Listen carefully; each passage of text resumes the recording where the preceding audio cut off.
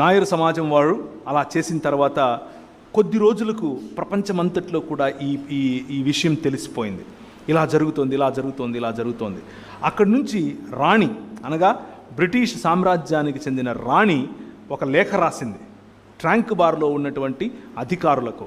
మేము మీ మీ వ్యక్తిగత లేకపోతే మీ మీ చట్టాల్లోకి జోక్యం చేసుకోవడం మాకు ఇష్టం లేదు, కానీ ఇది బ్రిటిష్ సామ్రాజ్యంలో ఒక భాగం కాబట్టి మిమ్మల్ని రిక్వెస్ట్ చేస్తున్నాం, ఇలాంటి అల్లర్లు జరగకుండా చూసుకోండి.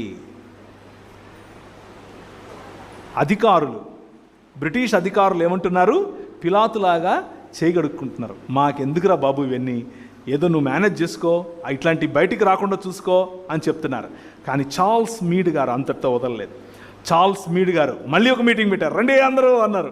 మొత్తం నాడార్ సమాజం మళ్ళీ వచ్చారు. నాడార్ సమాజానికి మళ్ళీ జాకెట్లు పంచాడు, కలర్ఫుల్ జాకెట్లు పంచాడు ఈసారి, ఎక్స్పెన్సివ్ జాకెట్లు పంచాడు ఈసారి. స్త్రీలందరూ మళ్ళీ జాకెట్లు వేసుకున్నారు, చక్కగా పూలు పెట్టుకున్నారు, చక్కగా దేవుణ్ణి ఆరాధించారు. ఇంటికి వెళ్ళారు, అగ్గి మీద గుగ్గిలంలాగా తయారయ్యారు మిగిలిన వాళ్ళు. మాకు